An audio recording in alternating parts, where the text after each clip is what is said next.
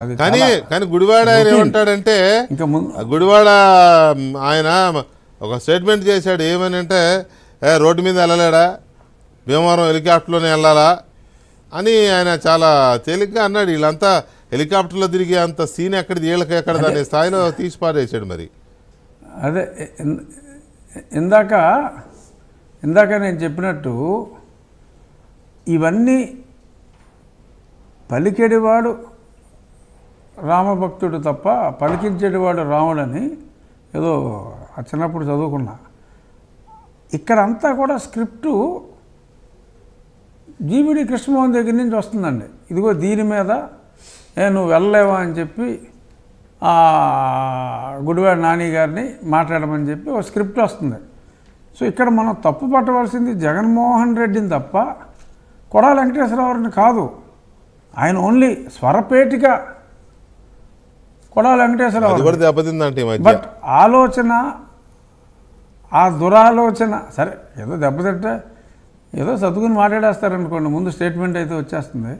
But ఆలోచన ఎందుకంటే కొడాల వెంకటేశ్వరరావు మాట్లాడితే ఏదో 50,000 వ్యూస్ ఉంటాయని చెప్పి ఆయనతో మాట్లాడిస్తారు. వేరే వాళ్ళు మాట్లాడితే వ్యూస్ ఉండవు కాబట్టి ఆలోచన జగన్మోహన్ రెడ్డిదే. అందులో ఎటువంటి వివాదం లేదు.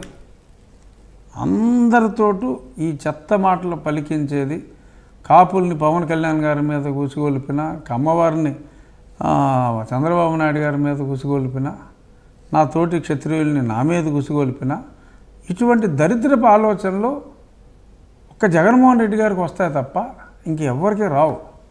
పొరపాటున ఎవరైనా తెలుగుదేశం పార్టీలో ఎవరినన్నా తిడితే చంద్రబాబు నాయుడు గారు ఫోన్ చేసి వార్నింగ్ ఇస్తారు, తమ్ముళ్ళు మనం అలా మాట్లాడకూడదు, మనం సభ్యతగా ఉండాలి, సంస్కారవంతంగా ఉండాలి అని.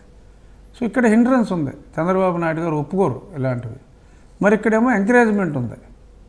అసెంబ్లీలో నన్ను దారుణంగా పచ్చిబూతులు తిడితే ఓ పనికిమాలిన చెత్త వెధవ వాడికి మంత్రి ఇచ్చాడు, నా మనసు దోచేవాయ్ అని మంత్రి ఇచ్చాడు జగన్మోహన్ రెడ్డి. అటువంటి సంస్కారి జగన్మోహన్ రెడ్డి.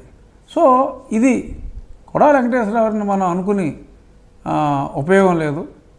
కేవలం మనం జగన్మోహన్ రెడ్డినే ఇటువంటి స్టేట్మెంట్స్కి బాధ్యుని చేయాలి. ఆయన మటుకు 2 కిలోమీటర్లకి 2 ఫర్లాంగులకు కూడా హెలికాప్టర్ ఎక్కుతాడు. ఇంకెవరో కూడా